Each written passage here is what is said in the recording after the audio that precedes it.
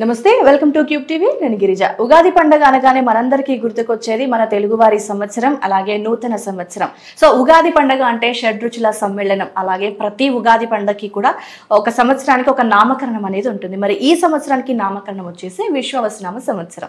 మరి ఈ విశ్వావసునామ సంవత్సరం ఏడాది మొత్తంలో కూడా పంచాంగ శ్రవణంలో భాగంగా రాసుల వారికి ఏ రాశి వారికి ఏ విధంగా ఉండబోతోంది, రాశిపరంగా చేయాల్సినటువంటి పరిహారాలేంటి, ఈ విషయాలన్నీ తెలియచేయడానికి వాళ్ళు మనతో పాటు ఉన్నారు ప్రముఖ ఆధ్యాత్మికవేత్త డాక్టర్ గుండెపూడి శివసుధీర్ శర్మ గురువు గారు. మరి వారితో మాట్లాడి రాశి ఫలాలు ఏ విధంగా ఉన్నాయో తెలుసుకునే ప్రయత్నం చేద్దాం. గురువు గారు నమస్కారం. శ్రీమాత్రే నమః. శ్రీ గురుభ్యో నమః.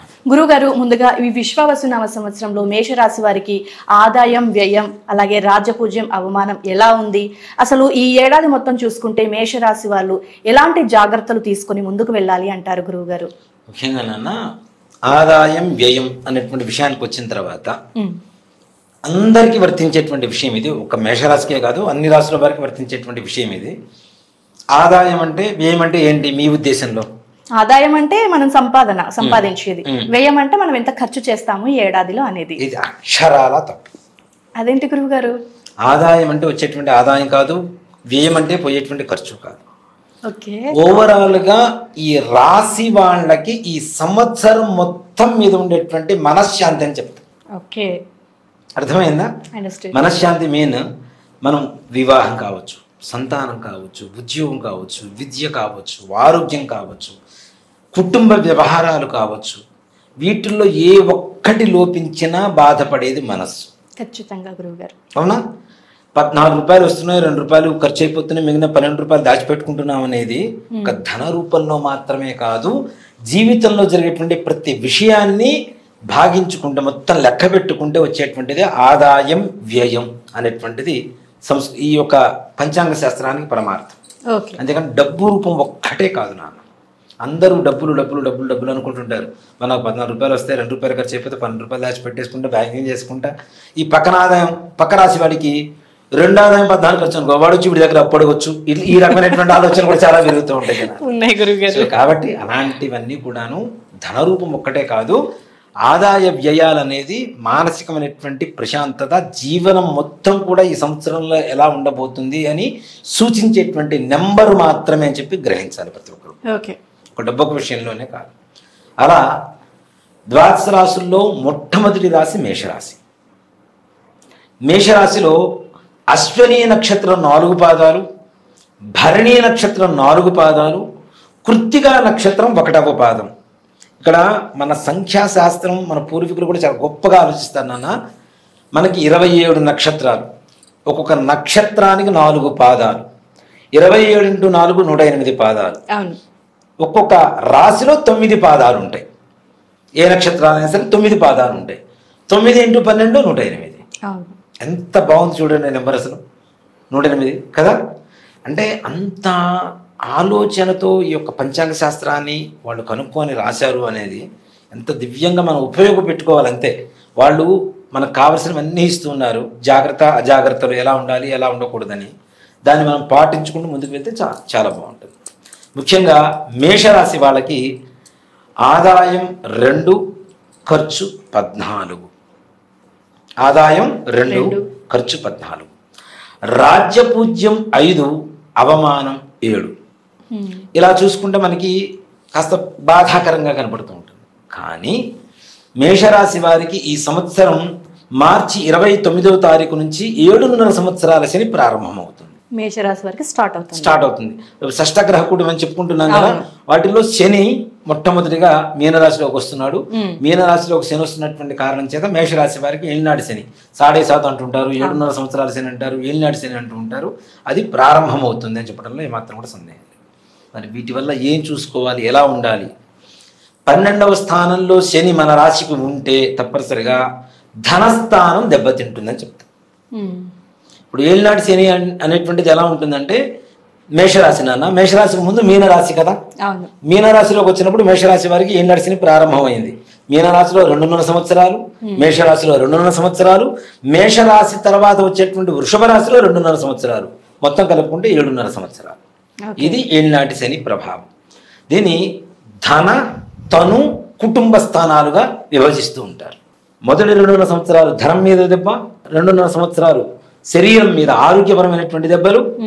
మూడవ 2.5 సంవత్సరం ఏదైతే ఉంటుందో తృతీయార్థం అనేటువంటిది అది కుటుంబపరమైనటువంటి కలహాలకు దారితీస్తుంది. ఎక్కడైతే ధనపరమైనటువంటి కష్టాలు చికాకులు వస్తాయో వాళ్ళు మానసికంగా చాలా వరకు కుంగిపోతూ ఉంటారు. ఇప్పుడున్నటువంటిది అదే కదా, ధనం మూలమిదం జగత్. డబ్బు ఉంటే అన్ని కొనొచ్చు అనుకుంటారు, కొన్ని కొనలేము, అది తర్వాత చెప్పుకుందాం. కాబట్టి డబ్బు అనేటువంటిది లోపించడం వల్ల ఉన్న ఉద్యోగాలు పోవటం కానీ, ఆకస్మికంగా నష్టం వాటిల్లడం వ్యాపారంలో, ఇట్లాంటివి ఎక్కువగా జరుగుతూ ఉంటాయి. వృత్తి వ్యవహారాలు కూడా పక్కవాడికి పని ఉంటుంది, వీడికి మాత్రం పని ఉండదు.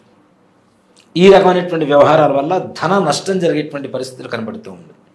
కానీ మే 15వ తారీఖు వరకు మాత్రమే ఈ రకమైనటువంటి కష్టాలు ఏళ్ళనాటి శని వల్ల ఎక్కువగా అనుభవిస్తూ ఉంటారు.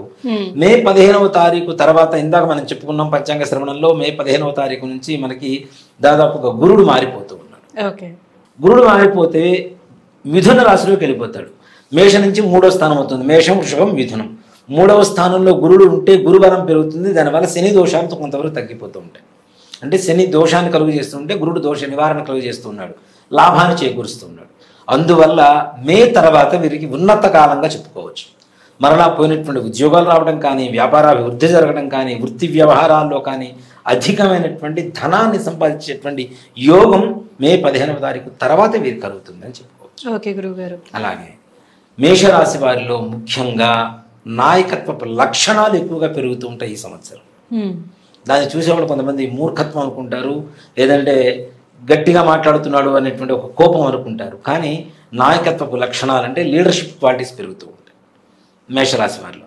అలాగే విద్యార్థులు కూడా వాళ్ళు పడ్డ కష్టానికి మంచి ఉత్తీర్ణత పొందుతారు, మంచి మార్కులు వస్తాయి, చక్కగా సంతోషంగా ఉన్నటువంటి పరిస్థితి ఉంటుంది.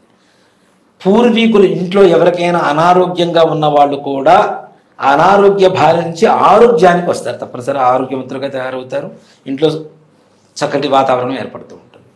అలాగే ఇంట్లో ఏదైనా వివాహాది శుభకార్యాలు చేయాలి అనుకునేటువంటి పిల్లలు ఎవరైనా ఉన్నా కూడా వాళ్ళకు కూడా తప్పనిసరిగా వివాహాది శుభకార్యాలు చాలా సానుకూలంగా ఉండేటువంటి సమయంగా మే 15వ తారీఖు నుంచి సంవత్సరాంతం వరకు కూడా వాళ్ళకి చెప్పుకోవచ్చు. ఓకే గురుగారు, మరి రాజకీయ పరంగా, ఉద్యోగ పరంగా, వ్యాపారస్తులకు ఏ విధంగా ఉంటుందంటారు మేషరాశి వారికి సంబంధించి? ఉద్యోగ పరంగా ప్రమోషన్స్ కూడా వస్తాయి నాన్న. చిన్న చిన్న ఉద్యోగాలు చేసేటువంటి వాళ్ళకు కూడా మంచి ప్రమోషన్స్ వచ్చేటువంటి అవకాశం కనబడుతుంది. అలాగే రాజకీయపరమైనటువంటి వ్యవహారాలు కూడా కొంతమేరకు సమస్యలు ఎదుర్కొంటూ ప్రత్యర్థుల్ని మట్టి కల్పించేటువంటి పరిస్థితిలో ఉంటారు ఈ యొక్క మేషరాశిలో ఉన్నటువంటి నాయకులు ఎవరైతే ఉంటారో. అలాగే ఉన్నతమైనటువంటి పదవీ కాలంగా కూడా చెప్పుకోవచ్చు, ఇంకా మంచి పదవులు రావటం. అంతే కదా నాన్న, ఎక్కడో ఉన్నవాడు ధైర్యంగా ముందుకు వస్తే వీడికి మనవలు పొందుతూ ఉంటాడు, ఉన్నత అధికారులు మనవలు పొందుతుంటాడు, ఇంకా ఉన్నతమైనటువంటి పదవులు పొందేటువంటి అవకాశం కనబడుతూ ఉంటుంది. అలాగే విదేశీ యానం కోరుకునేటువంటి వారికి కూడా ఈ సంవత్సరం చాలా విశేషంగా యోగిస్తుంది. ఎన్నో సంవత్సరాల నుంచి వీసా కోసం ట్రయల్స్ చేసి చేసి చేసి విసుగుబుట్టి వదిలేసేటువంటి వాళ్ళు కూడా ఈ సంవత్సరం తప్పనిసరిగా ప్రయత్నించండి, తప్పనిసరిగా వీళ్ళకి సానుకూలత ఏర్పడుతుంది. అలాగే రియల్ ఎస్టేట్ వ్యాపారం, రియల్ ఎస్టేట్ వ్యాపార రంగంలో ఉండేటువంటి వాళ్ళకు కూడా విశేషమైనటువంటి ధనయోగం, ఆర్థిక లాభాలు చేకూరినటువంటి పరిపూర్ణమైనటువంటి పరిస్థితి కనపడుతుంది రియల్ ఎస్టేట్ రంగం వారు. సినిమా రంగం వారు, ముఖ్యంగా మీడియా రంగం వారు, వీళ్ళకు చూసుకున్నా కూడాను విశేషమైనటువంటి అవకాశాలు చేజిక్కించుకుంటారు, మంచి మంచి పేరు ప్రఖ్యాతులు పొందుతారు. ఇంకోటి కూడా చెప్తున్నానన్న, ఈ సంవత్సరం సినీ పరిశ్రమలో భారతదేశానికి ఇంకా ఒక మెట్టు ముందుకు వెళ్ళేటువంటి అవకాశం కూడా కనపడుతుంది. ఉన్నతమైనటువంటి అవార్డులు ఇట్లాంటివి కూడా పొందేటువంటి సంపూర్ణమైనటువంటి అవకాశం కూడా కనపడుతుంది. కొత్త కొత్త నటీనటులకు కూడా మంచి మంచి అవకాశాలు చేజిక్కించుకోవడం అనేది పెద్ద సమస్య కాదు, వాళ్ళ ప్రతిభ కనపరుస్తూ వాళ్ళకి మంచి పేరు తెచ్చుకునేటువంటి పరిస్థితులు కూడా మేషరాశి వారికి సంపూర్ణంగా కలుగుతుంది. ఓకే గురుగారు, మరి ఓవరాల్గా చూసుకుంటే మేషరాశి వారు మనకి ఏలినాటి శని ప్రభావం కూడా మొదలయ్యే అవకాశాలు ఏర్పడుతున్నాయి కాబట్టి ఎలాంటి జాగ్రత్తలు తీసుకుంటే, ఎలాంటి పరిహారాలు చేసుకుంటే మంచిది అంటారు? ప్రతి శనివారం నవగ్రహ ఆలయాలకు వెళ్ళి శనీశ్వరుడికి నల్ల నువ్వులు, నువ్వుల నూనె, నల్ల వస్త్రం, కొద్దిగా బెల్లం చక్కగా సమర్పించి 27 ప్రదక్షిణాలు చేసుకొని అక్కడ ఉండేటువంటి ప్రధాన ఆలయం ఏదైనా కావచ్చు, ఆంజనేయ స్వామి కానీ, శివాలయం కానీ, విష్ణుమూర్తి కానీ, ఏదైనా ప్రధాన ఆలయం ఏదైతే ఉంటుందో ఆ ప్రధాన ఆలయం చుట్టూ కూడా ప్రదక్షిణాలు చేసుకొని ఒక 5 సార్లు చక్కగా తీర్థ ప్రసాదం తీసుకొని ఇంటికి వస్తే బాగుంటుంది. అది కూడాను ప్రదక్షిణాలు చేయకముందు మాత్రమే కాళ్ళు కడుక్కోవాలి, ప్రదక్షిణాలు చేసిన తర్వాత కాళ్ళు కడుక్కోకూడదు. అవును గురుగారు. కాబట్టి ఈ విధంగా చేయండి. ఏ రకమైనటువంటి దోషాలు ఉన్నా కూడాను తప్పనిసరిగా ప్రశాంతంగా ముందుకు వెళ్ళేటువంటి పరిస్థితులు కనబడుతూ ఉంటాయి. వాహన ప్రమాదాలు కొంచెం జాగ్రత్తగా ఉంటాయి. ఓకే గురుగారు. సో మేషరాశి వారికి సంబంధించి ఈ విశ్వవసునామ సంవత్సరంలో ఎలా ఉండబోతుంది అనే విషయాన్ని చాలా క్లియర్గా తెలియజేశారు గురువుగారు. ధన్యవాదాలు. శ్రీమాత్రే నమః. శ్రీ గురు విశ్వ నమః.